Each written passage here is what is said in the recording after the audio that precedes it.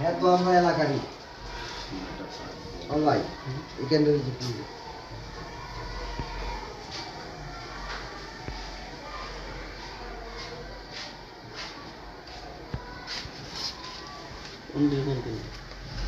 ধরে রাখি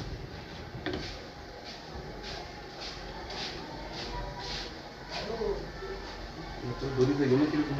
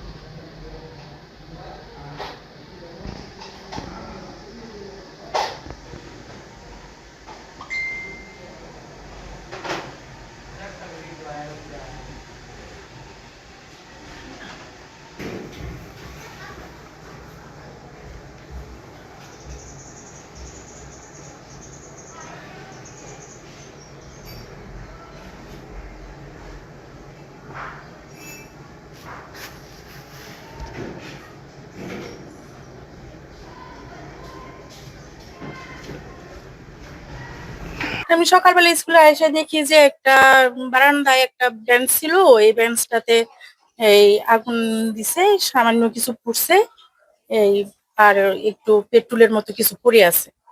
এটুকু আমার নজরে পড়ছে আর কি। এটা আমি সাথে সাথে আমার উদ্যোগ কর্তৃপক্ষকে জানাইছি।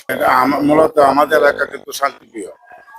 আমার মনে হয় আমার এলাকায় কেউ এটা করে নাই, তো বহিরাগত হয়তো এটা করছে, একটা হয়তো নির্বাচন বাতিল করার জন্য এরকম একটা প্রক্রিয়াধীন একটা কাজকর্ম করছে। হয়তো তারা নির্বাচন বাতিল হোক বা ভোটার কম আসুক, উপস্থিতি কম হোক, একটা আতঙ্ক সৃষ্টি হলে হয়তো ভোটার কম আসবে, এরকম হয়তো মনে করি একটা এরকম এই যে আগুনটা দিয়েছে।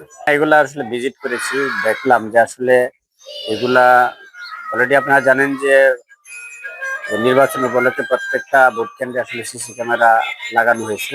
সিসিটিভি ফুটেজ আমরা দেখেছি। তো দুইটা কেন্দ্রে আমরা একটু লোকজন উপস্থিত হয়েছি, আসলে তাদেরকে আইডেন্টিফাই করতে পারি না।